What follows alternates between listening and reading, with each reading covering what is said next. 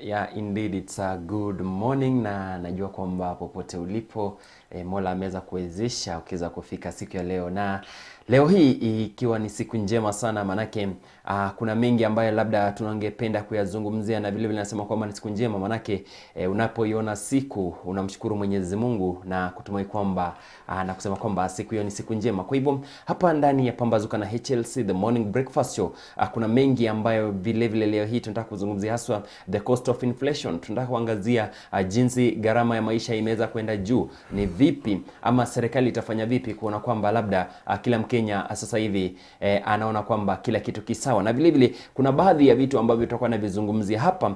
Nina ripoti ambayo mimi kibinafsi nimeweza kuifanyia utafiti na nitakuwa naisoma, angalau tuone iwapo serikali itakuwa inaitumia ama inatumia maanani hayo, basi itakuwa labda kidogo tutakuwa naona kwamba the cost of inflation itakuwa narudi chini, na vile vile tutakuwa naangazia ni vitu vipi hivi ambavyo vinafanya labda hali ya maisha ama gharama ya maisha inakwenda juu. Manake ni kila Mkenya analia, na labda kulia, je, kama Mkenya atafanya vipi kuona kwamba hii gharama ya maisha inashuka chini. Kwa hivyo leo studioni itakuwa naangazia sana kuhusiana na vitu ambavyo vinafanya gharama ya maisha kwenda juu, na vile vile jinsi ama ni nini ambacho Mkenya wa kawaida atafanya kuona kwamba gharama ya maisha labda kwake inakuwa ni kidogo manufaa zaidi, ama inakuwa inamfavor kidogo. Kwa hivyo hapa studioni nina mwenzangu ambaye bila shaka tunakuwa naye kila wiki kuzungumzia na kuangazia mengi sana kuhusiana na masuala haya. Kwa hivyo tutakuwa naangazia, tuangalie kwa kina ni vipi, vigezo gani hivi ambavyo labda vinafanya hii gharama ya maisha inakwenda juu. Langu jina ni Brian IKOLO. Kwa hivyo itakuwa ni vema sana niweze kumpa mwenzangu zamu, naye vile vile atuambie mawili matatu. Karibu. Nitasema good morning, na pia kwa ndugu zangu wa Kristo nitasema Bwana Yesu asifiwe. Ni sitawasahau ndugu zangu na dada zangu Waislamu, nitasema asalamu alaykum. Kwa majina mwite Dalmas Nanguo na Male, nikiwa kijana ambaye anatoka katika eneo hili la Kakamega County, eneo bunge la Navaholo. Na mada ya leo, mandugu kumadada na wazazi pia na wana wetu, ukweli ni kwamba gharama ya maisha imepanda. Na leo tutakuwa tunajadiliana kuhusu jambo hilo. Na nitarudisha kwa ndugu yangu Brian, na kuombe pia ndugu yangu tuangazie mambo kama haya, na pia nitasema asante kwa Mwenyezi Mungu kwa kuleta siku ya leo, kwa maana tunajua ni wengi wametamani siku kama hii lakini hawajaiona kabisa. Na tumekuwa tukiangazia ni vitu gani hivi ambavyo labda vitakuwa vinafanya labda sisi kama nchi kwenda mbele, na kidogo nitakuwa nasoma hapa yale ambayo nimeweza kuandalia, lakini nitakuwa nasoma kwa lugha ya Kiingereza, ndipo sasa tutakuwa narudi kuyatafsiri kwenye lugha ya Kiswahili, ama wakati ambapo tunachanganua basi tutakuwa tunachanganua kwa lugha ya Kiswahili. Na tunaangazia kwamba tunaona kwamba sasa hivi kumekuwa na ile tunasema kwamba inflation, vitu vimekwenda juu, the cost of living imekwenda juu. Je, kini ni kipi? Nini haswa kinasababisha maneno haya? Ni nini kitasaidia kwamba tuone kwamba sisi kama nchi ya Kenya inaenda juu? Economically the country is growing, economically the country is developing. Now let's start from here. The term development is familiar to many people. However, it is rather difficult to give a conclusive definition of the term development.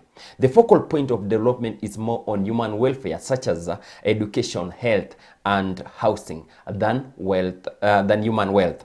There are many obstacles to economic development, among them being geography and climate. We have poverty, overpopulation, poor education, poor health care, international policies, inflation, war, natural resources, and migration. Like any other developing country, Kenya is facing myriad of challenges in achieving economic developments. One of them being government debts. Recently, Kenya has witnessed major infrastructure projects financed by both national and international resources. The interest rates and terms of the loans mainly favor the foreign donors. Predictably, the economy will struggle mainly because the financed projects like the SGR are unsustainable in the fullness of time. What do I mean? In this segment, you get to see that the country will get to struggle because of the government debt. How?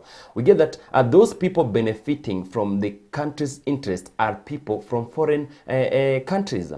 We've been talking of the standard gauge railway, whereby the Chinese came in to give us maybe loan on the construction of the SGR, where we got that the interest that is being, or the interest that the country is spending on paying the debts that are taken in order to put up the SGR. So the government debts are highly contributing to the low underdevelopment of the economy of Kenya. Poverty and inequality. Kenya is a country of extreme contrast. The gap between the rich and the poor is unforgiving. Less than 0.1% own more wealth than the rest of the population combined. Low per capita income translates to low voluntary saving, extending to the vicious cycle of poverty. 46% of the population of Kenya is estimated to live under poverty line. Many Kenyans, 33%, believe their income is insufficient to cater for their basic needs.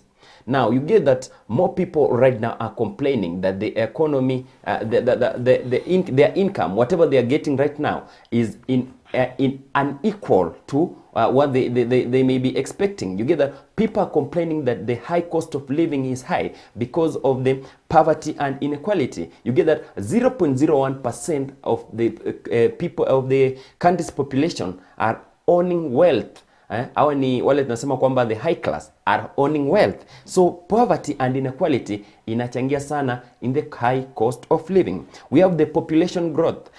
The rapid growing labor force cannot find jobs in the rural areas, hence their movement to urban areas. Increased unemployment means increased crime and insecurity. For instance, you get that more of these youth, after maybe completing high school level education, or rather the class 8 level of education, primary level of education, get the most of them they go to urban areas to search for employment opportunities, and you get that the population is now growing. The population is more. So as more people grow to go get more of these job opportunities in urban areas, you'll get that because of unemployment, because more people need these jobs, and more of them are going to urban areas because rural areas cannot provide employment opportunities to them. You get that when they go out, these people will engage in after unemployment opportunities. You get that the rate of insecurities will increase, and people will engage in crime. So this one also also adds up to such or some challenges that are maybe adding to or maybe challenges that are making the country to face an economic crisis. People have no employment opportunities. Now we have over-reliance on agriculture. Domestic resources are insufficient. Kenya relies on rain-fed agriculture. However, more than 80% of the country is non-arable.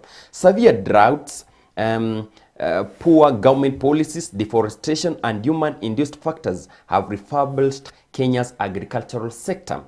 Population increase and high food prices coupled with lack of arable land is a problem to many Kenyans. Hence, the country allocates plenty resources in improving nourishment instead of investment. So you get that at this particular time, the population is growing, and we really rely on or we have an over-reliance on the agricultural sector.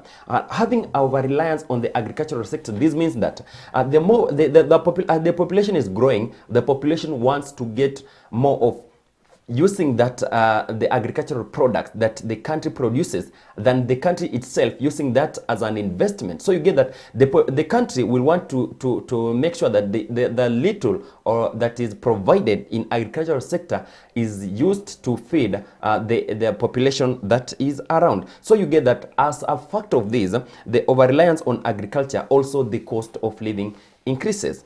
Another factor is foreign exchange gap, whereby foreign exchange gap enables countries to import capital goods and sustainable microeconomics affects investors' confidence. Most developed countries have employed various protectionist policies that make it difficult for Kenya to freely export her goods. So you get that in Kenya, you get that Kenya as a country, our export is very minimal. You get that the goods that we are exporting are very minimal. So on getting this, and also some developed countries, you get that they have some policies that are they are put in place. You get that they make Kenya as a country to export their goods, hence making Kenya not to grow economically. Then another thing, we have the insecurity and political instability.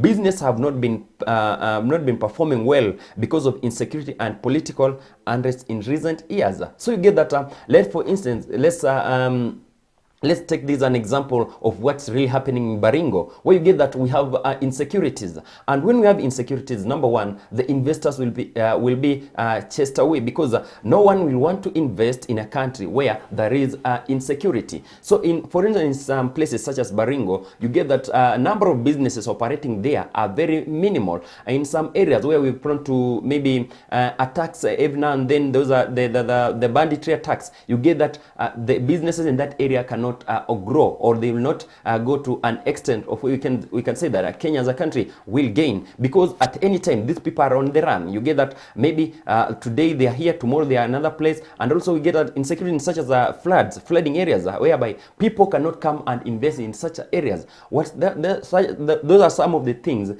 that are recently affecting Kenya as a country. Now let's look at this political instability. In recent years, we've received for 3 to 4 years, we have had some general elections that have been violent, and you get that after these, you get that people will not, as a country, we shall not grow. It will lead to low economic development, because the country will experience some of these. For instance, what happened recently, in some few months ago, we had the mandamanos. So the mandamanos led to slow growth of the economic. So you go that the country will slowly develop. So there are some of the factors that may lead to cost of living maybe rising up, because as such for instance, in such a cases of mandamano, you get that people were fighting against their own people. You get that businesses were closed down. You get that businesses were burned down, the roads were destroyed, infrastructures were destroyed. So you get that for our country to regain its economic power, you get that maybe it will take some time, and hence these will need some people to get into their pockets for them to give to bring the economy to a stable place. Now let's look at this. For instance, during the mandamano, you got that the tourism sector was highly affected, and as we know, tourism is the second largest source of income, foreign income, because you get that people come from different countries to come in Kenya just to go and maybe visit some of these places, and you get that as they come, it's an income to the country. But because of the mandamanos that were there, you got that the tourism sector was highly affected. And also, for instance, when we have some cases of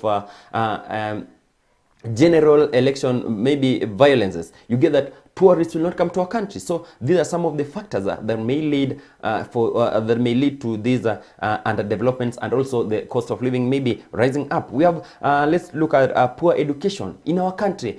People talk about the poor education because you get that maybe those who have money will get the best education, and you get that some of our leaders in the country go for better education. Their children do not even study in any of these schools around Kenya. Most of them, their children go abroad for education. Why? Because they do not believe in the education system in Kenya. And why should a leader who is in the country maybe take 1 or 2 of his children to abroad for studies, and yet we have a system in Kenya, a leader leading people are Kenyans, other Kenyans in Kenya, who cannot even trust the education system. Then we have healthcare. The healthcare in Kenya has become very, I can say, unpredictable, because those who have money also will get the best education. You get that people go abroad to get treatments.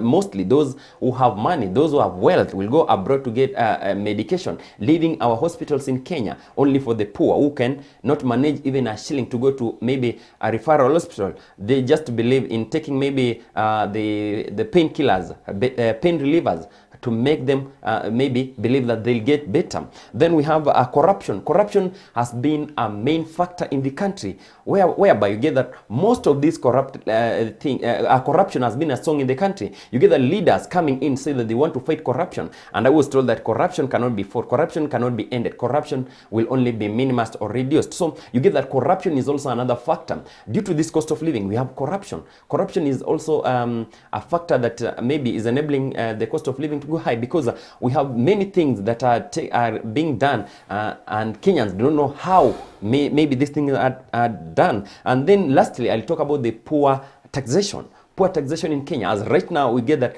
Kenyans are being taxed, and taxation has been the song over the recent past month. You get that Kenyans have been maybe decrying, all everywhere has been just taxation, taxation, taxation after taxation, and it has come to maybe I can see on maybe social media you can get that, you see or you hear that people say in the next year the taxation level will go higher. So you get that this taxation song has made the cost of living go higher, and Kenyans are really complaining about the taxation. So my question is, what are the leaders in Kenya doing to ensure that maybe all these are put into consideration to get that maybe the whatever is being discussed here, or whatever has been seen here about the taxation, the high cost of living, everything that Kenyans are crying, how will they ensure that a Kenyan, a common mwananchi, is benefiting? How will they ensure that a common mwananchi is getting maybe the right of education, the right to health care, the right to maybe expression? Because right now a Kenyan cannot maybe talk because wanasema kwamba sisi tumamua kwamba tunyamaze. So these are just been a report that I've compiled to show that maybe these are some of the factors, these are some of the things that are affecting our country. Kwa hivyo kabla labda tuzungumze mengi sana, ningependa kidogo vile vile nitakuwa namkaribisha mwenzangu, manake sasa hivi nimeweza kuangazia hivi vyote ambavyo nimeweza kuviangazia ni vigezo tu labda ambavyo vimekuwa nchini Kenya na ni vitu ambavyo vinafanyika huko nchini Kenya. Kwa hivyo nitakuwa namruhusu mwenzangu naye vile vile mawili matatu aweze kuliangazia sasa swala hili la the cost of inflation. Gharama ya maisha imeenda juu, na tumeweza kuzungumzia baadhi ya vitu, gharama tukizungumzia insecurities, na vile vile tukazungumzia uweze kutuelezeje labda vitu kama vile insecurities, labda vitu kama vile lack of proper education, vitu kama vile political foreign exchange gap. Tunaona kwamba kule ku export our vitu vyetu kwenda kule juu imekuwa ni ngumu sana, alafu na vile vile kuna vile vitu kama poverty, government debts. Vile vile utakuwa unatuelezea kwa mtazamo wako, unaona vitu hivi vimeweza kuchangia vipi kuona kwamba gharama ya maisha sasa hivi imeenda juu? Asante. Naam, ndugu yangu Brian, unajua ukweli ni kwamba umeambia Wakenya ukweli mtupu. Na ni ukweli kuwa gharama ya maisha imepanda sana. Na tukianza hii safari ya gharama ya maisha, first nitakueleza hivi. Ukiangalia mambo ya gari ya moshi yenye walitujengea kutoka SGR kutoka Mombasani kuja Nairobi. Ukiangalia kutokea pale budget yenye iliangaziwa pale, na ile yenye ndugu yangu senior brother alikuwa among wale watu wenye walikuwa wamerequest kufanya hiyo kandarasi na walikuwa wamepatiwa, baadaye wakanyang'anywa wakapatia Chinese. Nikiongea hivyo wenye wanajua hiyo maneno wanaelewa nani naongelea. Alikuja wazi katika kituo kimoja chini hapa Kenya, na kaangazia na kaweka makatasi yake peupe, na akasema kama hii ndio pesa ilifaa itumike, lakini ilienda beyond this. Hii inamaanisha kuwa ufisadi nchini Kenya kwa hali ya juu sana. Na inachangia mambo makuu sana kufanyika. Tumeona juzi serikali ikija peupe kwa mambo ya taxation. Uliona serikali yenyewe ikiongozwa na rais wa Kenya ambaye ni William Samoei Ruto. Alikuja na akahapa na akaeleza Wakenya peupe pia kupitia kwa vyombo vya habari. Alituangazia akatuambia ni kweli alifanya makosa. Amenyang'anya Wakenya pesa zao kwa njia ya taxation ya manyumba ambayo haiko katika katiba ya Kenya. Hiyo inamaanisha serikali ya Kenya pia iko na matapeli kwa wingi. Sijasema rais ni tapeli, lakini nimesema iko na matapeli. Wao wako katika hii uongozi. Wanaelekezana na baadaye wanaamua vitu wakiwa bedroom, wanaleta sitting room, wanasema sasa wacha wa Kenya wafanye. Ndipo sasa nikasema kuwa serikali hii pia inahitaji msasa, na msasa utatusaidia pakubwa. Ni mambo kadhaa wa kadhaa. Tuangalie katika mambo ya viwanda za miwa nchini Kenya. Kama kiwanda kimoja pale Mumias. Serikali ilikuja peupe kupitia kwa rais, akasema kuwa anavujilia madeni ya wakulima yenye mabengi na dai. Akasema kuwa watatupilia mbali aliyechukua kandarasi katika kiwanda hicho cha Mumias. Ambapo hadi hivi sasa ule jamaa mwenye alikuwa baada alipatiwa nafasi ndo baada kwa pale hawajatuletea mtu mwingine yote, ila tu tumesikia kiwanda kinafaa kianze kusiaga miwa. Na ukiangalia masharti yenye serikali ilikuwa imeweka hiyo wakati huo, haijatueleza ni jambo lipi au ni hatua gani imechukua. So hii mchezo wa paka na panya nchini Kenya uko kwa mazingira yake iko juu sana.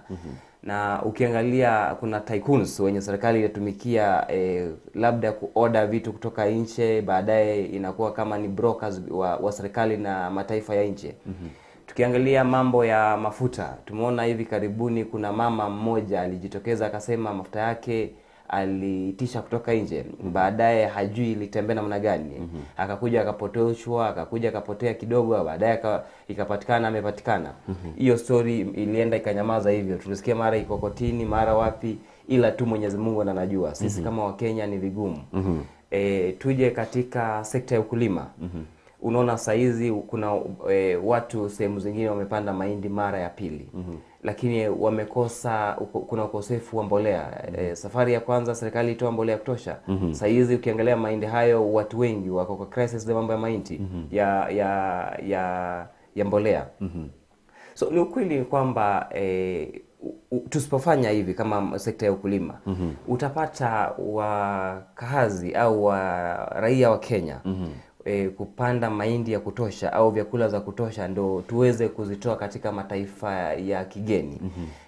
Tuseme hii ni chakula basi imetosha wa Kenya kwa miaka, kwa muda fulani. Na hii nyingine tuipeleke nje. Unaona mambo ya uchumi pia bado. Na ukiangalia serikali nayo pia imelalia mambo ya taxation. Badala ya serikali kuchukua suluhu iwe ni waje katika waangazia wa Kenya. Waeleza wa Kenya kuwa tutafute investors, au serikali kuna uwezo wa kutafuta investors waje uinvest kwa mambo ya viwanda. Basi wakishatuletea mambo kama haya, tutapata tumeajiri vijana kwa wingi sana. Vijana ambao watakuwa ni maelfu, ambayo haitatuletea mambo yenye tunaona kwa saizi. Lakini tuambia mambo ya kujenga nyumba ni muda mchache pekee. Tunaona Wakenya wenyewe ndio hao wanakuja kuadhirika, nyumba zao zinabomolewa kwa jina kuwa serikali inataka kujenga manyumba zingine. Kwani zile nyumba walikuwa wamejenga kama eneo la Kakamega mlimani, nyumba za kifahari zilikuwa pale zimejengwa, serikali imekuja ikabomoa na nyumba za watu binafsi. Hatuelewi ni mtindo upi ambao serikali inachukua. Na ni makosa pia. Hii watu wote, hakuna mtu aliandika barua kuwa anafaa ishi Kenya. Walizaliwa nchini Kenya na wanafaa ishi Kenya, na baadaye ni jukumu la mtu mwenyewe, kama hahitaji kuishi Kenya mwenyewe anaweza sema basi wacha niangazie taifa lingine. Na unapata ukweli ni kwamba penye tumefika saizi ni sisi kuja pamoja, serikali pia nayo ikubali kusikia. Tuangalie katika mambo ya kisiasa yenye umeguzia. Katika siasa za nchini Kenya, baada ya kupiga kura, tunakuwa na vuta ni kuvute. Unapata upinzani yenye tunaijua ya kawaida, mara haijashinda kura, wanasema wameibiwa. Kwani hata kama wewe kweli ni kwamba unasema unaibiwa mara kwa mara, mbona wewe usifanye kitu kama hiyo? Na kama unajua penye shimo iko, penye unatumikia, unajua mambo ya wizi inatokea, ni mzuri ukuje uzibe sehemu hiyo. Nikisema hivi ndugu yangu, ni uchungu, kwa maana ukiangalia watu hupoteza mali mingi sana wakati wa kura, na unapata vitu mingi zinakuwa destroyed. Baada ya hapo hamna hatua yote inakuja kuchukuliwa. Ni watu wachache, 2 watatu utapata wampelekwa kotini, lakini maelfu ya watu wenye wameshughulikia na wale wanaofanya incitement hizo vitu kama hizo. Serikali hamna siku imechukulia kama kiongozi wa upinzani hatua. Ila tu ni watu wale wa chini ambao wanaotumikiwa wanajipata katika mambo kama hayo. Wengine unapata already walifungwa, wengine walipigwa faini, na wale magwiji wenyewe wanaenda wanawalipia hizo faini. Hii inamaanisha ikasumba. Ni lazima tuje pamoja tujue ni jinsi gani tunaweza ipunguza. Na tukiangazia swala la madeni ya serikali ambayo tunaona kwamba ni madeni ambayo serikali inakopa, na tumeona kwamba hivi majuzi serikali imekuja wazi kusema kwamba the reason to why there is a high cost of living and the reason to why serikali inakopa sana ni kwa sababu wanataka walipe, inatoza ushuru sana, ni kwa sababu wanatafuta hela za kupunguza yale madeni ambayo nchi yetu ya Kenya ilikuwa imeomba. Je, unaona kwamba labda swala hili la gharama ya maisha kupanda juu linachangiwa sana na yale madeni ambayo labda nchi yetu ya Kenya ilikuwa imeomba kule nje? Kwanza ndugu yangu, kufikia saizi serikali ya Kenya, serikali iliyoanza na William Samoei Ruto na Uhuru Muigai Kenyatta, kufikia saizi wamekopa madeni ambayo tunafaa tuyalipe kwa miaka 60. Na hii nikisema hivyo ndugu yangu, ukiongeza miaka yenye niko nayo kuongeza kwa 60, inamaanisha tutakuwa na miaka 100 na kule mbele. Hii itakuwa, ukweli ni kwamba utapata kuwa hadi watoto wetu watalipa hayo madeni. Na tujui mwenye anakuja kuingia baadaye hatakopa kiwango gani. Hii inamaanisha ndugu yangu, tunahitaji kustahimili pahali ambapo tuone ni haya madeni yatalipwa kwa njia gani. Wewe ukiovertax watu na uongeze mshahara, hiyo si njia moja ya kurudisha gharama maisha pale penye panafaa. Unaumiza wa Kenya. Tafuta suluhu si mambo ya kujenga manyumba, kubomolia watu manyumba. Suluhu ni wewe mwenyewe kuja pamoja na Wakenya, tafuta wawekezaji, wafungue viwanda ambavyo zitawasaidia wakulima kulima na kupeleka pale mali yao. Ingine tutoe tukipeleka nje, at least itatusaidia kulipa hiyo deni kwa urahisi. Lakini mambo ya taxation yenye unatuongezea hali ya juu, si hata hayo madeni pekee ndio yanachangia. Kuna wengine wanaongeza pesa, wanachukua pesa, kuvuja pesa kupitia kwa mambo ya madeni, wanasema wanachangia kufanya taxation. But unapata wanapitia kwa njia mikato kama hayo. Hao kunyanyasa wananchi wa Kenya, kuchukua pesa zao kwa mara kutumikia njia isiyofaa. Tumeona katika bunge, tumeona wanayosimamia mambo ya CDF. Imeonekana maeneo bunge mengi sana yameshindwa kujieleza jinsi walivyotumikia pesa, na ni mamilioni za pesa, ambapo pia inachangia pakubwa. Ukiangalia kuna wabunge wenye hawapatiani ma CDF. Unapata mtu anasema amenunua basi moja, ukiangalia ile pesa anasema amenunua basi moja, inafaa iwe imelipia maelfu ya watoto. Inafaa iwe inafanya nini? Haisaidii. Ukiangalia ujenzi wa manyumba katika mashule zetu kule, mjumbe ametumikia hela chache sana, na ile kiwango amejenga madarasa, unapata ukiangalia na hiyo bajeti haingiani. Angalia kama eneo bunge langu ile mimi natoka, eneo bunge la Naholo. Ukiangalia mijengo zimejenga pale katika eneo bunge la Naholo, nitasema haijafika kiwango ambapo unaweza sema hizo hela zimetumika za zimeishia pale. Wanaweka at the lowest standard, na pesa zingine unapata wamevuja pesa zingine. Hii inamaanisha sisi serikali itutembelee katika maeneo bunge zetu, wafuatilie hao wabunge, wajue nini inaendelea. Hao machairman wa CDF ambao wamesimamia mambo kama hayo, pia wajieleze nini inaendelea. Ukiangalia katika serikali yetu ya Kenya, si eneo bunge langu pekee, hata tumesikia Masai Mara kule, tumesikia wapi, ni sehemu kuu sana. So hao wabunge pia wanatumikia mambo kama hayo, kufuja pesa ya raia, ambayo itakuwa ni mzuri waajibike katika maswali kama haya. Na umezungumzia swala la serikali kutafuta wale wawekezaji, investors katika nchi yetu ya Kenya. Na serikali itafanya vipi kuona kwamba labda hawa investors wamekuja? Maana yake tunaona kwamba huenda kuna fears kwamba the high taxation ambayo inaikuwa sasa hivi nchini Kenya imefanya hadi it can even scare away investors. Hawatakuwa wanakuja nchini Kenya. Kwa hivyo ni lipi kubwa ambalo serikali itafanya kuona kwamba hawa investors they still stay in Kenya and they're still part of Kenyans? Kuna taxation nyingine unazoona ni ya ujinga. Kama hii tuko nayo nchini Kenya ni taxation ya ujinga sana. Juu wewe huwezi charge mtu mpaka anaenda na saa katika katika airport.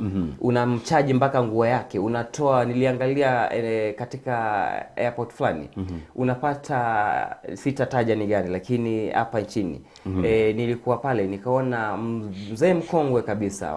Vijana wanaingia mpaka kwa nguo zake za siri. Wanatoa nguo zake mpaka mwenyewe anaambia shwali, mimi ni kama baba yenu, mbona mnanifanyisha kazi kama hii? Ilikuwa ni uchungu ndugu yangu. Vijana wanaambiwa si kutaka kwetu. Tumeambiwa au tumepatiwa hiyo mandate tufanye hivyo. Na tusipofanya hivyo tutapoteza kazi zetu.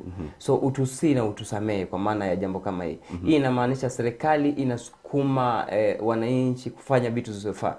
Na hiyo ni jambo litasema lishindwe katika jina la Yesu. Unaona ndugu yangu Brian, unapata hawa foreigners ambao wanakuja, ukiangalia taxation yenye wanafanyiwa nchini Kenya pia inaogopesha.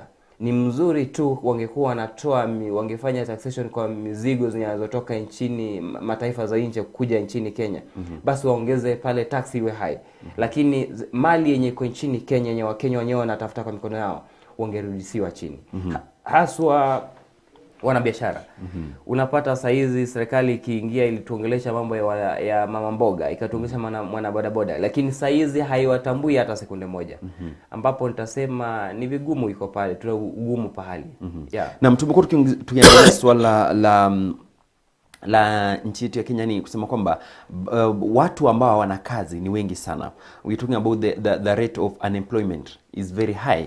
Unapata kwamba vijana wengi haswa, unajua tukiangalia vijana unaona kwamba the youth carry the largest percentage of the population of Kenya. Kwa hivyo unapata kwamba vijana wengi hawana kazi, na ukosefu wa kazi vile vile unachangia katika high cost of living. Unaona kwamba wengi wao wanaona kwamba sisi hatuna kazi, hakuna kitu ambacho tunafanya. Unapata kwamba number one, haizi jikimu kimaisha, haizi jisimamia mwenyewe. Unapata kwamba some of the members wanajiingiza kwa visa kama vile matumizi ya madawa ya kulevya. Kuna vile kuna vitu vingi ambavyo vijana hao wanajiingiza. Je, serikali itafanya vipi kuona kwamba labda vijana hawa wote ama angalau kila mmoja ana sehemu yake? Na vile vile tukikumbuka kwamba rais alisema kwamba anatafuta ajira kwa vijana haswa katika the affordable housing project. Kwa hivyo sijui iwapo unaona kwamba labda ile mradi wa nyumba za bei nafuu ukianzishwa umeweza kutoa suluhisho kidogo katika kuleta labda ama kutatua swala la ukosefu wa ajira nchini Kenya. Na huo wanasema alionacho uongezewa. Na sijui mbona serikali inatumikia msemo huo vibaya sana. Unapata kuna watu katika serikali hii, kuna watu wana kazi more than 6. Na unapata kijana wa bodaboda huku nje amesoma, mama mboga huku nje amesoma, lakini amejaribu kutafuta hizo nafasi hapati hata kidogo. Hii inamaanisha kuwa serikali pia inachangia pakubwa katika gharama za maisha.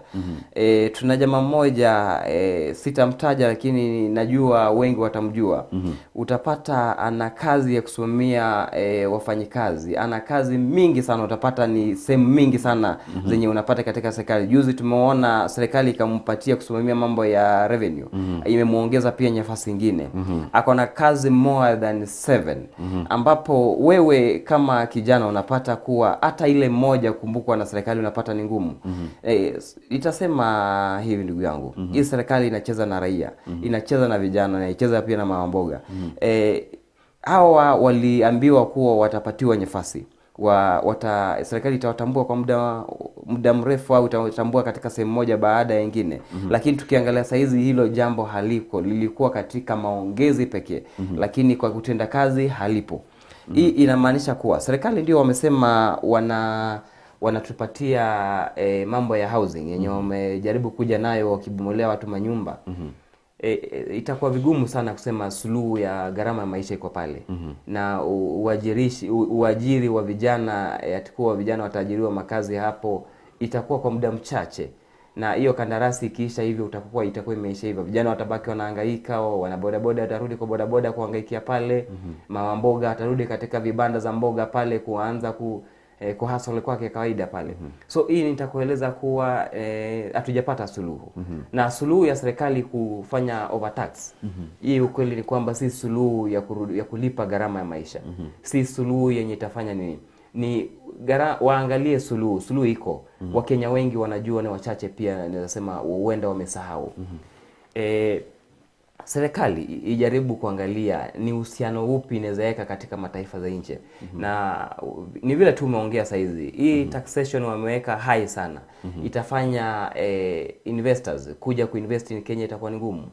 Tumeangalia katika mataifa jirani, unapata jaribu kuangazia mambo kama hayo. Kenya inapopandisha taxation, unapata kule Tanzania wana reduce kidogo. Tuangalie jana tumeona shilingi ya Kenya imeshuka kabisa. Inazidi kushuka. Na inamaanisha kuwa tuna shida. Saizi unapata kama Uganda, kwa maana shilingi ya Kenya imeshuka, unapata Waganda wenye sisi tulikuwa tunakimbia kwenda kununua vitu kwa sababu tunasema shilingi yao iko chini. Saizi hao ndio wanakuja kununua katika taifa nchini Kenya vitu vingi sana. Na wanapitisha. Na kupitisha wanapitisha kwa njia tofauti zikienda katika mataifa lao. Hii inamaanisha kuwa tuna shida, na hii shida tusipoiangazia, na unajua itakuwa ni vibaya sana katika mla huu ambao tumepata rais ambaye anasema ni hasla wa kuku. Ameingia hivi na kupata shilingi ya Kenya imeshuka chini sana. Ni katika vitabu anapatikana katika vitabu usiofaa. Juu Kenya ndo kama queen ya Afrika. Na ukipata queen ameanza kufeli na watoto wa queen wanainuka, basi huyo queen anafaa jiangalie mzuri. Aangalie boma yake shida iko wapi. Na aanze katika utatuzi kuanzia pale, ajue ni nini anafanya. At least boma lake lije sawa. Na asipotaka kusikia hao watoto wana njia gani wana grow au majirani wake wana grow namna gani, basi tujue tuna kasumba isiyokuwa na tiba. Na tuliona kwamba hivi majuzi rais ameondoka huko nchini kuelekea kule, alienda nchi gani? Ugaibuni tu, alikuwa ameenda kule ni kidhani alikuwa ameenda kule France kusema kwamba anatafutia vijana zaidi ya 1200 ajira. Je, unaona kwamba labda swala hili litaweza, rais atakuwa labda ana kidogo anaweza kutatua swala hili la ajira huko nchini Kenya? Ndugu yangu, rais anakopa madeni sana. Tuambie ni ukweli, kwa maana tumeona akiwa katika taifa hilo amewasi wenye taifa hilo la Uarabuni kule. Amewaeleza waje nchini Kenya kujenga mabenki yao au waje na invest benki yao hapa nchini Kenya. Na pia tuangalie hivi juzi imesemekana kuwa kuna mabilioni za pesa serikali pia imezidi kukopa. Hii inatueleza kuwa madeni yenye serikali inazidi kukopa, na hiyo pesa wanakopa lakini hatuoni inafanya nini. Juu kama ni mradi wa nyumba, alisema kuna investors wenye wanafanya mradi wa nyumba. Je, serikali hii pesa wanakopa, wakikopa wanakopa wakipelekea wapi? Wanaenda kufanya nini? Na ukiangalia malipo ya wafanyikazi, hata kama taxation iko juu, wengi hasa katika naweza sema madaktari pia wanachelewa kulipwa pakubwa sana.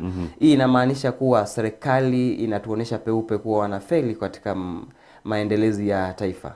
Na haitakuwa vyema tukizidi kuimba wimbo moja na jamaa mwenyewe ni kama hasikii. Au sijui ni kiburi ndo mingi, au ni ule jamaa ambao wanajaribu the advisors huenda ndo wanampotosha, hatuelewi kabisa.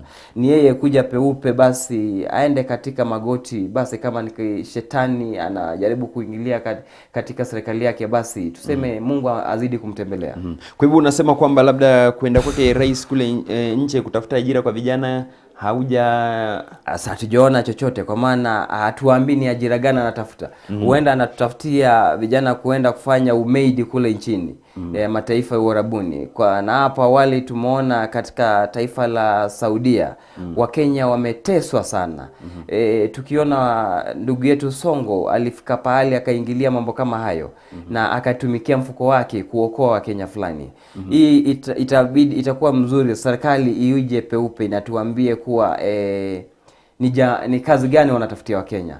Na asiwe tu anaenda tour zake alafu anasingizia kuwa anatafutia Wakenya kazi. Na hapa nchini Kenya badala tufungulie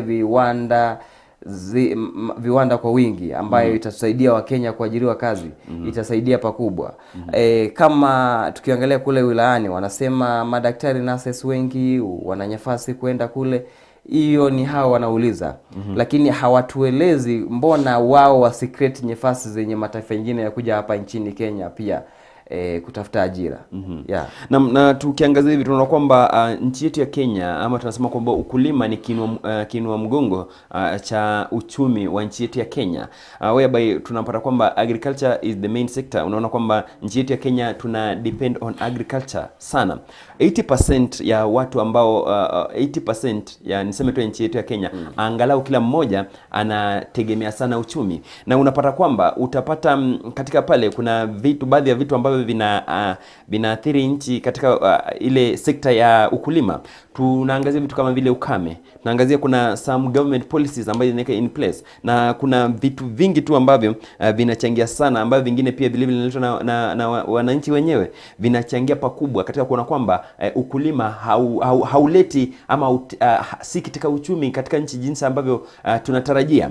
Je, unaona kwamba labda serikali itafanya vipi? Manake ukulima, iwapo ukulima utakuwa umepewa kipaumbele, ina maana kwamba basi gharama ya maisha huenda ikapungua. Manake hata hapo awali tulikuwa namuona Rais William Samoei Ruto akisema kwamba tunataka kuwekeza sana katika ukulima, kwa kuja na pembejeo ya bei nafuu.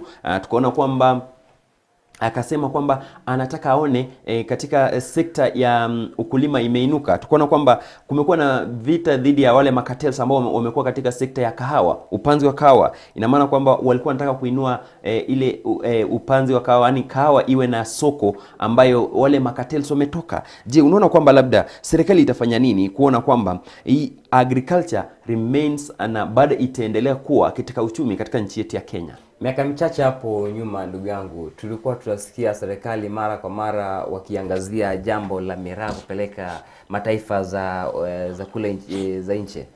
Lakini kwa sahizi jambo hilo hamna mtu yote anaongelea. Hatujui walisimamisha au bado inaendelea. Na ukiangalia sekta ya ukulima, ukweli ni kwamba serikali hii yenye tuko ndani inaongelea sana mambo ambayo kuyatenda unapata si rahisi. Wana lot of promises wenye wana promise. They talk much but kuimplement hakuna. Nikisema wana implement hakuna, nitasema hivi. Ukiangalia vitu kadhaa tulimuona rais akiwa hii maeneo la magharibi, amekuwa na tour mingi sana, na aliongelea mambo mengi ambayo kwa saizi hatujaona yakitendeka. Na akinapozungumzia mambo hayo ni kama kesho yake hiyo mambo itakuwa imefika nusu yake katika utendakazi. Hii inamaanisha kuwa the ministers wenye wamewekwa katika vitengo kazi ya kusimamia sehemu kama hizo huenda wanazembea. Hiyo ndio jambo nitasema. Na ukiangalia kama kuna macs wengi wamerudi katika nyumbani kuanza kutenda kazi. Wengi wanafanya mambo ya tournaments na hawako katika si macs wa sporti. Wameingilia mambo ya kucheza mpira ambayo talanta kwa wingi, wanafanya vitu zingine, wanajaribu kuleta uhusiano wao na raia karibu. Lakini ukikuja katika utendakazi ambao wanafaa wanasimamia sekta yenyewe, ukiangalia sekta yake imelala sana. Hii inamaanisha kuwa serikali yetu ya Kenya ambayo inaongozwa na rais ambaye ni saizi ni William Samoei Ruto, itabidi arudi katika drawing board, aangalie au masisi wake, mbona sekta zao za kufanya kazi zingine zimelala, zinadodomea. Tukiangalia sekta ya ukulima, tulitarajia mengi sana. Unajua itakuwa ni vibaya sana unapata rais anaongelea mambo ya ukulima, lakini waziri wake ambaye amesimamia mambo ya ukulima haji peupe kuongelea mambo ya ukulima. Mtu anayeongelea mambo ya ukulima sana ni rais mwenyewe, lakini mfanyikazi mwenye maajiri kufanya hiyo kazi yeye ameenda chini ya maji. Hatujaona akija peupe kuongelea mambo ya ukulima kwa wingi. Hii inamaanisha rais, kwa maana uliteua masiesi wako, wape nafasi wafanye kazi yao. Wacha raia waulize, ulipatiwa nafasi hii, mbona hauyazungumzii mambo yanayo kukuhusu katika sehemu yako? Umenyamaza. Ambapo tumeona ni CS mmoja pekee, huyo wa health Nafumicha, yeye pekee ndani tunaona anajaribu kukimbia huku na huku, anaangazia mambo ya health na ule wa security. Lakini mambo ya security tukiangalia serikali nchini Kenya, tuna sehemu moja au mbili mambo insecure imezidi sana. Hatujui ni mpangilio gani serikali iko nayo, na itakuwa nzuri serikali ije peupe tuambie hili jambo na hili haliko sawa. Na tukiangazia tunaona kwamba umezungumzia ziara ya rais katika eneo la magharibi, na vile vile ningependa labda kwa mtazamo wako uweze kutueleza, je, zile safari ambazo Rais William Samoei Ruto ameweza kuzipanga hivi majuzi, tumeona kwamba ameweza kuondoka humu nchini na ameelekea kule India kama sijakosea, na tumeona kwamba ni swala ambalo limeanza kuleta tumbo joto humu nchini Kenya. Manake wengi wanauliza kwamba kuna wiki hata rais ameweza kumaliza humu nchini Kenya, kweli anaondoka kule nchini. Je, hizi safari zake Rais William Samoei Ruto zitachangia ama zinaathiri popote gharama ya maisha humu nchini Kenya? First of all, ukiangalia pesa yenye rais anatumikia kwa upanda ndege na kwenda kule nchi za mataifa za nje ni pesa mingi pia. Na kuna wakati akutumikia ndege ya serikali, alitumikia ndege yenye watu hawakutarajia kuwa atakuwa anatumikia hiyo. Hiyo inamaanisha kuwa maybe ni mambo ya security ilifanya akafanya hivyo.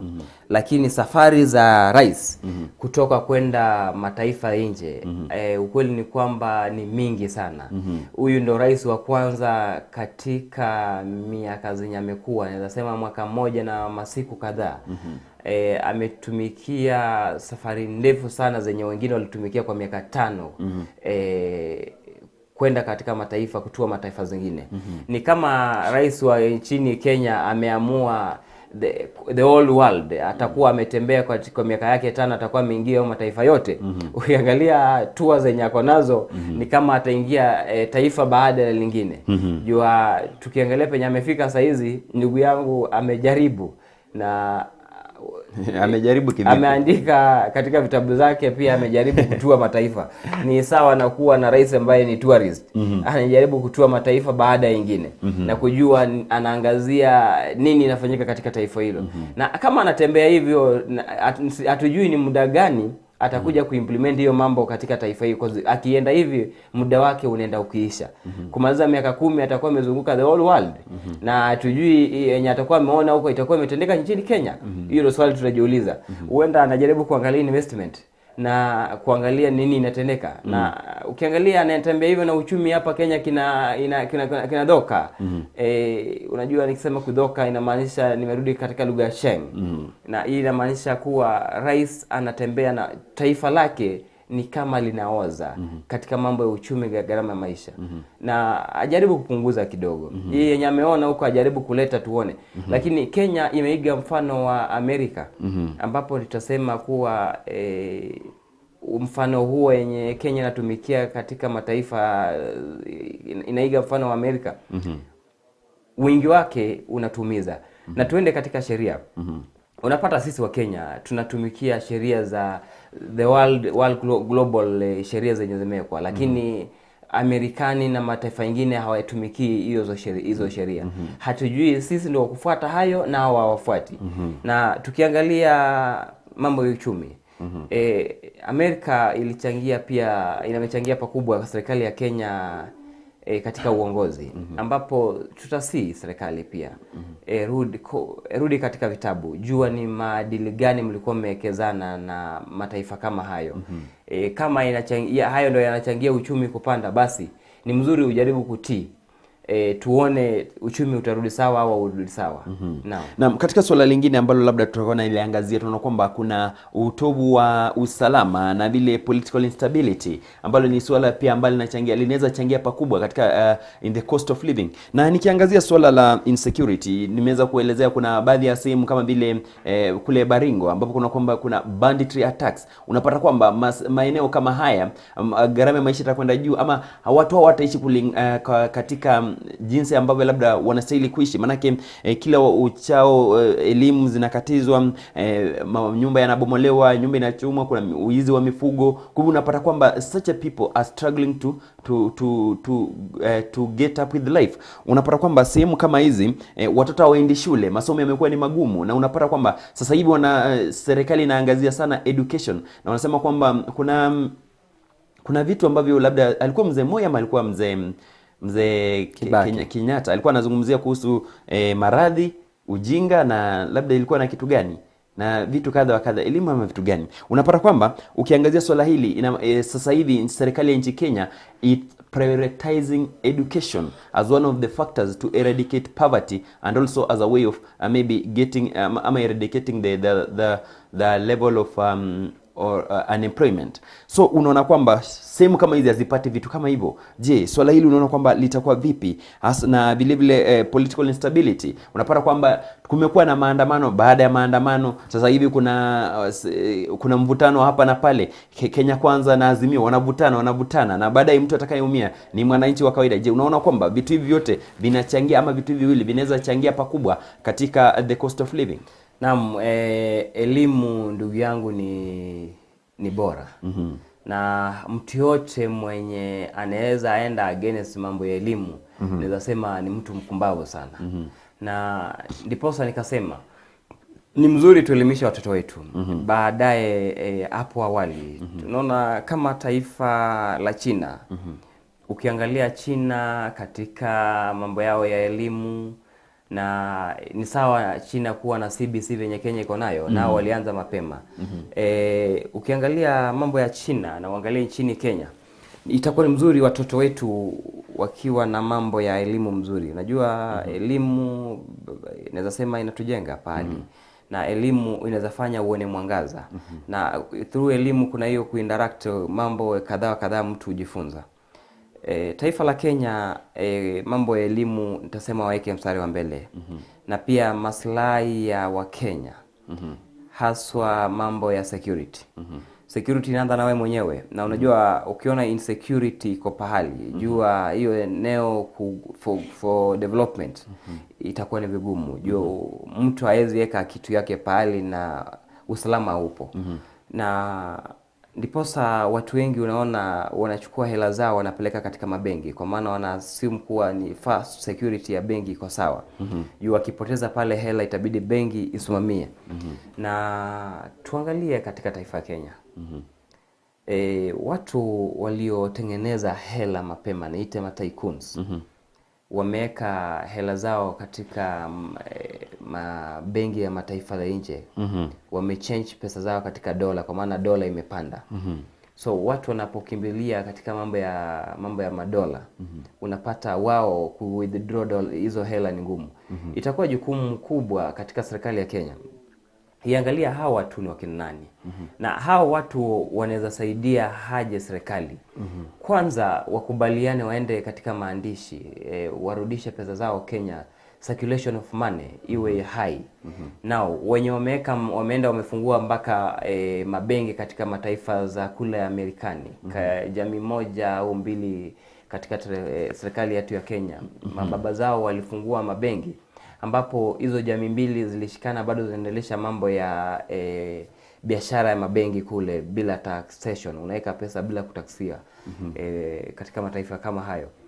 hizo jamii mbili zikikubaliana na serikali na warudishe hela hizo au wakuje wafungue mabenki kama haya hapa nchini Kenya, utapata gharama maisha imerudi chini. Haitakuwa venye iko saizi. Na ukweli ni kwamba inachangia pakubwa nchini Kenya kuumia.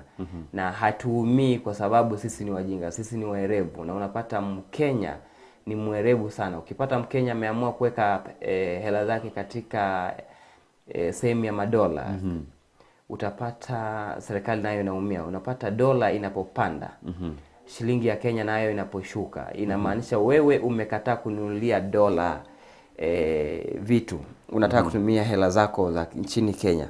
Hapo ndo penye shida inaanza kutokea. Serikali ya Kenya inanua vitu kutumikia pesa za Kenya. Ndiposa unapata wana spend a lot kupata kitu fulani. Na ukipata tunaweza kuwa sisi wenyewe kama sekta ya ukulima, tunavuna mzuri, tunauza nchini nje, na wananunulia hizo vitu katika wananunua vitu kwa dola. Utapata maisha yameanza kurudi sawa.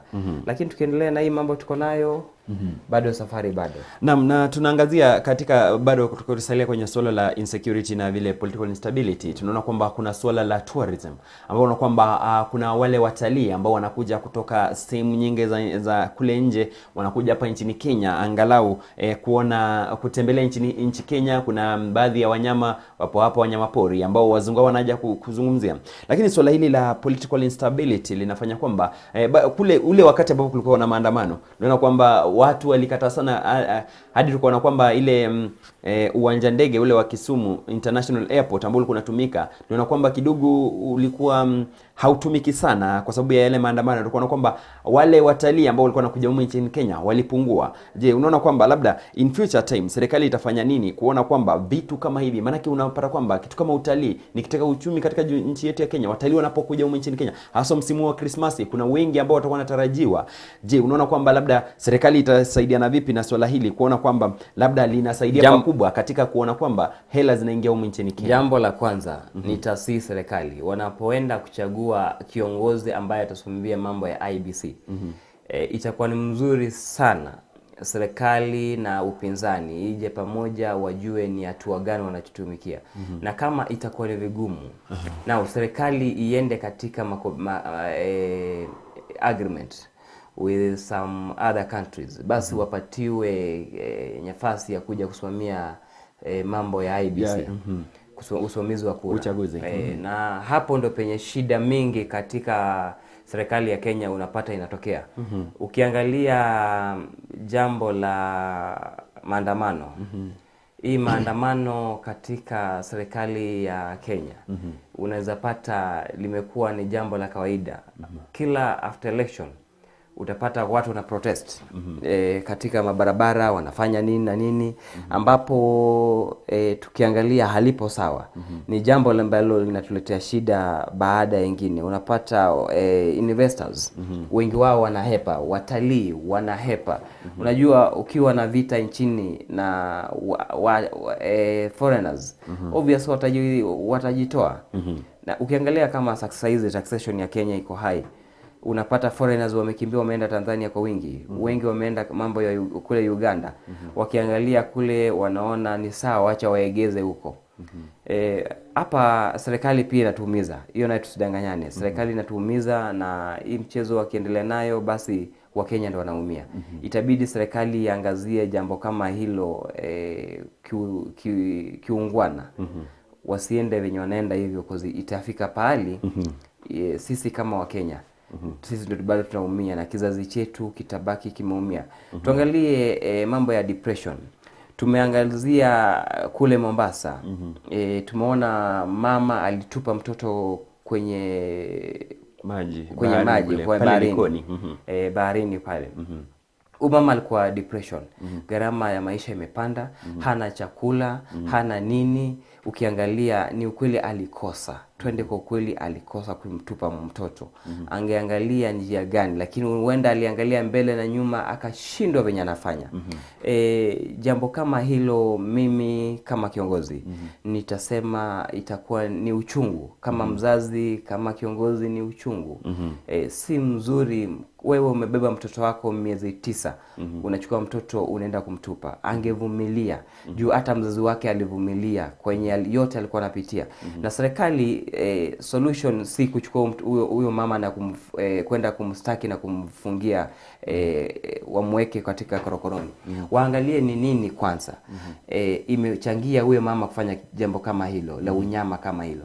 Ni mzuri pia serikali pia kuchukua hatua kama hiyo, lakini baadaye huyo apatiwe nafasi ajue anajisimamia haje katika mambo ya gharama ya maisha. Jambo kama hilo ndugu yangu, kama tutazidi na kama hiyo ndio ilionekana katika iliangaziwa katika vyombo za habari na ikaonekana peupe, je, ni wangapi wametupa watoto? Ni wangapi wamepitishia watu hali ngumu yenye tumeona kama hiyo? Unajua itakuwa ni uchungu na ni uchungu. So serikali kama ni gharama ya maisha inafanya watu wanafika pahali wanaanza kutupa watoto wenye wamebeba miezi 9 katika mito, wengine wanatupa katika mavio, unajua katika choo, utapata ni uchungu ndugu yangu.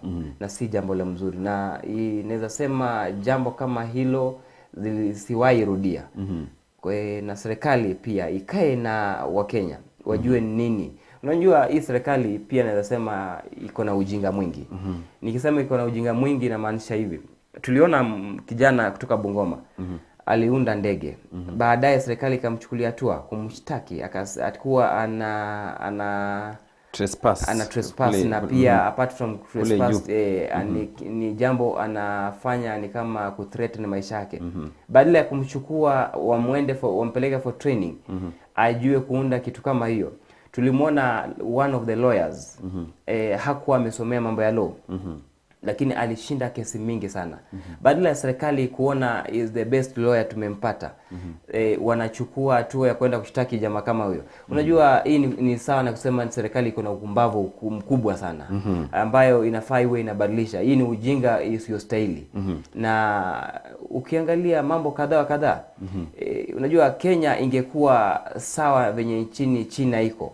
Wakikuona uko na unaweza jifunza kitu kama yao, uko na ujuzi wa aina kama hiyo, serikali itumikia advantage kama hiyo juu unaguza taifa.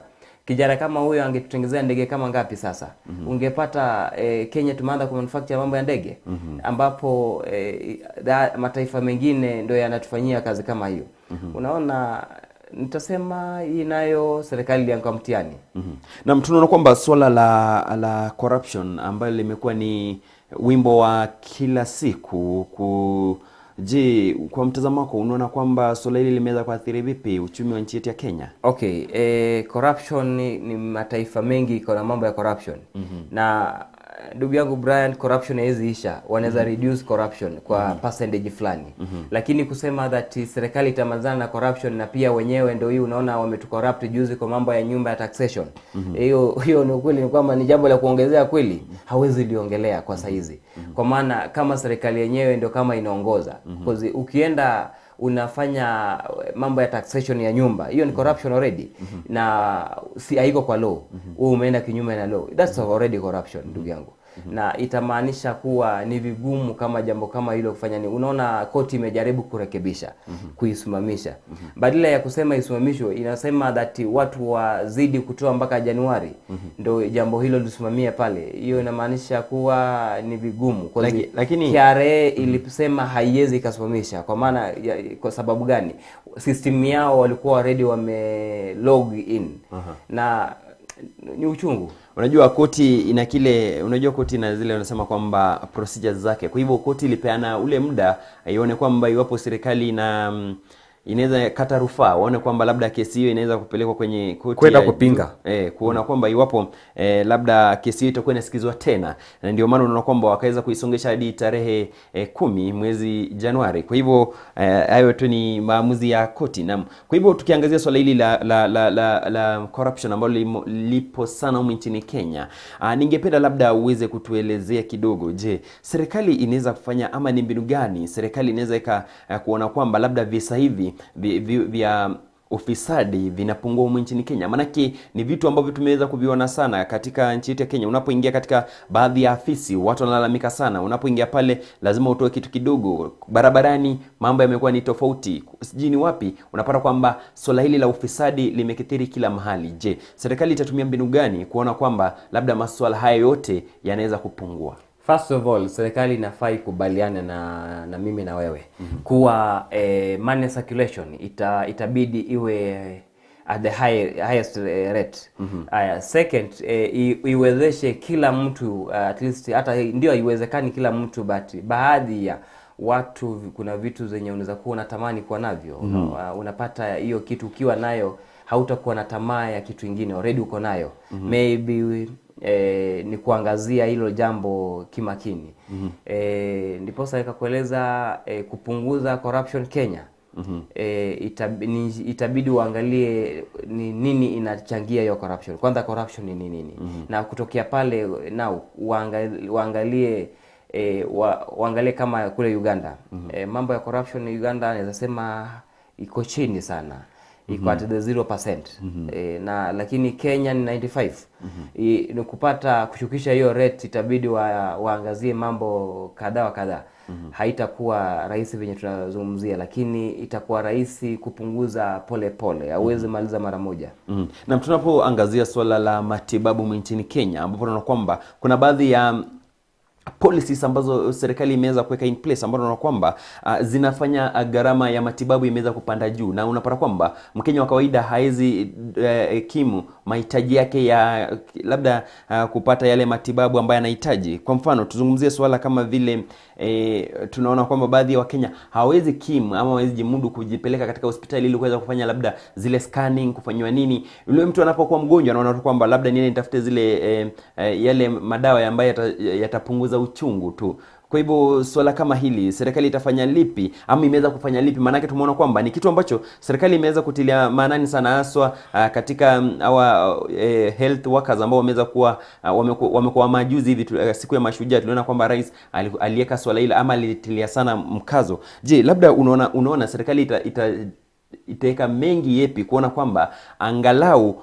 mwananchi wa kawaida anafaidika sana kutokana na matibabu ya nchini Kenya? Sekta ya health. Serikali ina safari. Na safari inafaa ianze mapema. Ukweli ni kwamba tulimsikia rais akasema tutakuwa na community health workers. Watakuwa wanalipa 50%, counties zinalipa 50%. Na wao walisema watatoa 50% au watoa 50%. Na kunanga sijaisikia pale popote kuna kitu inaingia kama 100%. Hiyo nayo nilijua serikali ilidanganya. Both serikali ya county na serikali ya national. Sijaisikia hiyo kitu ya 50-50. Hiyo ni ngumu ndugu yangu. Hiyo nayo hata pale popote ukienda haijaingia asilimia. Walikuwa nadhani walikuwa wanajaribu tu kuona kwamba labda county itoe sawia na ile national government. Yaani national government itoe asilimia fulani na county government, maana yake wangesema labda county government itoe asilimia 40 na ile nyingine itoe basi. Nikwambia hiyo jambo ni vigumu. Juu ukiangalia Mungu alitupatia kitu yenye inaweza simama nayo hapa, na nikuambia na kupea kama example. Utapata mkono ni mmoja. Lakini hakuna siku yenye hizi vidole zitatoshana. Ndipo sasa nikakwambia mambo ya 50-50 haipo. Kama Mwenyezi Mungu alijaribu kutupatia mkono na akakuwekea vidole ambalo haziko sawia lakini zafanya kazi sawa. Ndipo sasa tuko na county government na national government wanafanya kazi sawia, lakini mapato yao au uingizaji wa hela hauko sawa. So ndipo sasa nikakwambia hii itakuwa ni ngumu sana kuongelea mambo ya 50-50. Haiwezekani. Hiyo naye tutakuwa tunadanganyana. Na ndugu yangu mambo ya health nayo tutaambiana ukweli, kwa maana health ndo penye sekta okay, naweza sema imejaribu. Tukiangalia CS mwenye wa national government ambaye ni Susan Na Hlc amejaribu, ndugu yangu. Tumeona juzi wakiwa na mjadala na wakijaribu kuangazia mambo ya HIV. Alizunguka na akajaribu katika uwezo wake, na aliangazia mambo ya health pia. Ni mambo mengi yenye huyu madam amejaribu kufanya. Namwambia Mungu ampe nguvu, azidi kutenda na atende zaidi. Na tukiangalia katika swala la elimu, tukiendelea kutamatisha, manake naona muda wangu kidogo hauniruhusu. Na katika swala la elimu, sijui utazungumza vipi, manake kuna hofu kuwa huenda mwaka ujao serikali ikaongeza karo ya shule, na ni baadhi tu ya tetesi ambazo zipo kwenye mitandao ya kijamii. Sijui swala hilo unazungumzia vipi? Gharama ya maisha inapanda, naona kwamba karo ya shule itapandishwa, wanafunzi wamekamilisha mitihani yao. Je, swala hili litasaidiwa vipi? Na vile vile umeweza kuangazia, umeona kwamba wamesema kwamba mgao ule wa CDF vile vile kumekuwa na dosari mingi sana. Inaonekana kwa katika most of the maeneo bunge kumekuwa na dosari chungu nzima. Kwa hivyo sijui swala hili litakuwa linaangaziwa vipi? Na my brother, nilikueleza kitu yenye serikali inajaribu kufanya saa hizi ni increase of criminology. Ikijaribu haswa kuongeza karo, utapata wengi watashindwa kulipa hizo karo. Na hapo ndo penye shida itaanza kutokea nchini Kenya. Nikisema hivyo namaanisha hivi: kama mtoto unaweza shindwa kusomesha mtoto na amezaliwa. Je, mtoto na unapata nafasi za kazi imekuwa pia ni shida. Hiyo inamaanisha mtoto mapato, gharama ya maisha imepanda kwenda juu. Already mtoto atafikiria jambo la kwanza ni kuingia katika mambo ya wizi, na hiyo ni criminology already. So itakuwa serikali inajaribu kuimprove criminology, na hapo tutakuwa tunaelekea pabaya. Jambo la serikali itafanya, naomba tafadhali penye wako, kama wanaweza wanasikia, waomba wasikie mzuri. Hii mambo ya kuongeza fee, already tumeona colleges waliongeza. Na wakizidi kuongeza pale, watakuwa na gharama ya maisha imepanda. Ule mama mboga, ule mwana boda boda kwa nyumbani ako na kizazi chake, itakuwa ni vigumu sana kupata mapato ya kupeleka mtoto kwa shule, venye anakula, venye wanaweza mavazi inakuja kuingilia pale. Hapo ndo nitasema serikali itakuwa imefaili kabisa. Hiyo najua serikali ya Kenya imezoea mambo ya kwenda kwa street.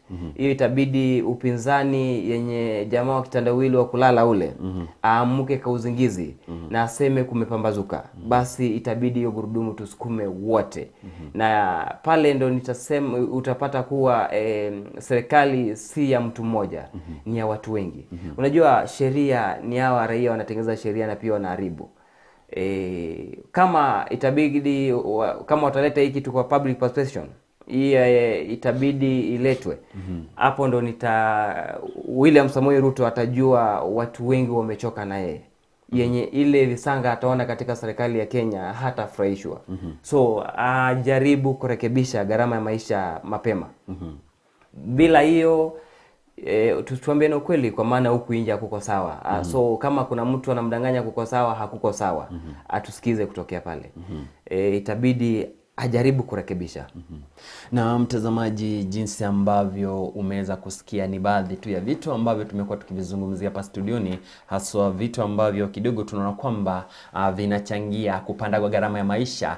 Na ni vitu iwapo serikali labda itakuwa inaviangazia viwili vitatu, tunaona kwamba Mkenya wa kawaida anapata maisha yaliyo bora, angalau Mkenya awe na kila kitu, ama awe na kitu cha kumfanya afurahie zaidi. Na kabla tu niondoka hapa studioni, kama kawaida, itakuwa ni vema niweze kumpisha mwenzangu, angalau naye vile vile atuweze kutuambia mawili matatu, nami hapa studioni nitakuwa nakamilisha. Karibu. Nitaeleza Wakenya hivi: ukimsikia mwenzako akipiga nduru, hebu angalia hiyo nduru ina maana gani.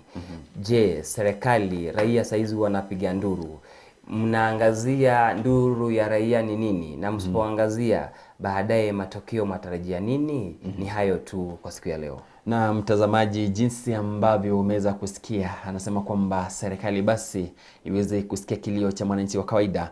Na mimi hapa studioni sina mengi wala sina la kuongeza, ila ni kuambia kwamba yote yule ambaye amekuwa nami maandamana nami hadi sasa hivi, na nimeweza kukamilika the morning breakfast show ndani ya Pambazuka Na Hlc, niseme kwamba shukran. Manake ni kila wakati mimi nisema kwamba bila wewe basi sisi hatutakwepo. Na nitaondoka hapa studioni kwa kusema hivi, the only investment a parent can trust is educating his or her own child. The only investment a parent can trust is educating his or her own child. Kwa hivyo tukutane wakati mwingine, majaliwa yake Mwenyezi Mungu. Langu jina ni Brian IKOLO.